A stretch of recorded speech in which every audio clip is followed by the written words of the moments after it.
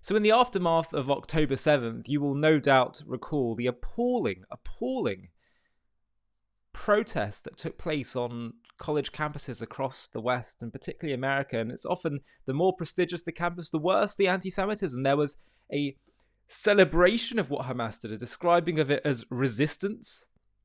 It was utterly appalling, and Columbia was one of the worst offenders.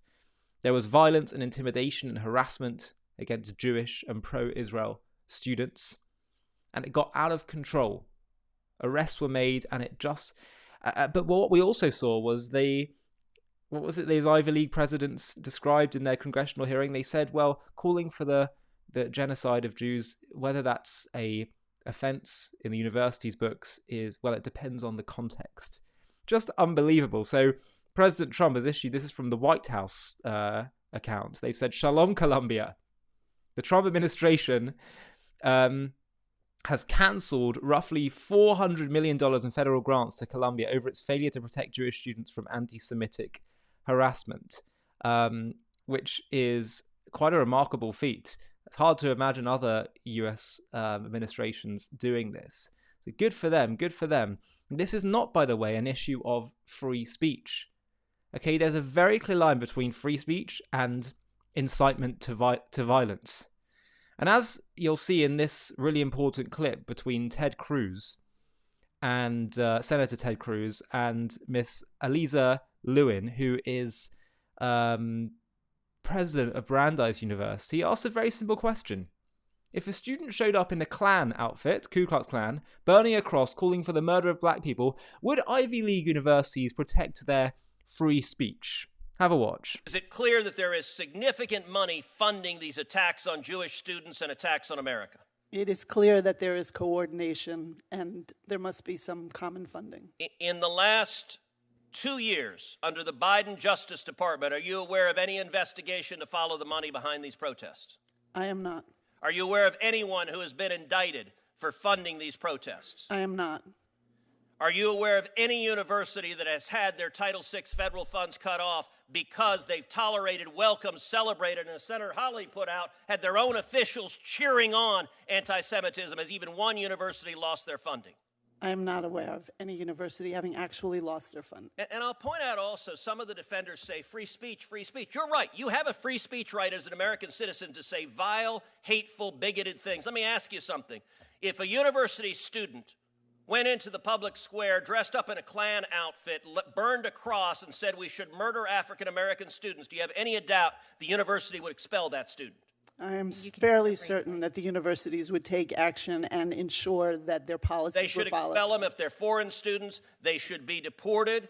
And mark my words, if you are horrified at the anti-Semitism, you will see the Trump Department of Justice follow the money, prosecute the people who are paying for this, prosecute those engaged in violence, and cut off the money from universities that are tolerating and celebrating this. That is the rule of law. And ask yourself, why did the Biden Justice Department do absolutely nothing about this horror that is unfolding? Absolutely.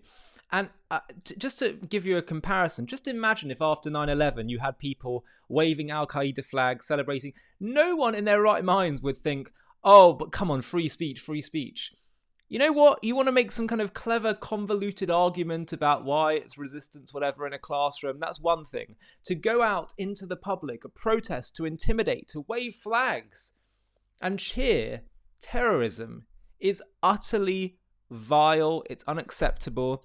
And you know what? Just as much as we have to value free speech, we can't let people use as a weaponize, basically, people, you know, the value of free speech to undermine it, to destroy the society that creates a culture that permits it. Everything has to have its limits. Every principle in life has certain boundaries through which it's able to operate in. You know, and Jewish morality really teaches that as well. Like in everything, there's often a principle. There's a middle path, and there'll be exceptions. So whether it's killing, murder is wrong, but sometimes you have to kill. If there's a bad guy that wants to destroy you, you know, You have a duty to do that. In religious ritual law, Shabbat, we have to observe it. You cannot compromise on that. You have to keep the Sabbath, but there are exceptions. If a life is threatened or in danger, then you're obligated to break the Sabbath for that. So the principle is that it's got to be everything in balance and sanity. If you don't have sanity and say, hold on one second, this is something we can't tolerate, this is actually just going to lead to civilizational collapse, then you're basically choosing a death wish for your society and culture. So we welcome this. I welcome this. You have to get tough. Sometimes to create societal change, you have to stand up to certain things and say, we're actually just not going to tolerate this anymore. And I think this is a great example of America standing up for what is right. Hi, thank you so much for watching. To watch another one, click here. To stay up to date with all our content, click here to subscribe. And if you're able to, you can help support JTV to grow and grow by clicking join below this video, where you can become a member and get perks including early access to videos and private live discussions with me. But most of all, you'll be partnering with us on our mission to change the world.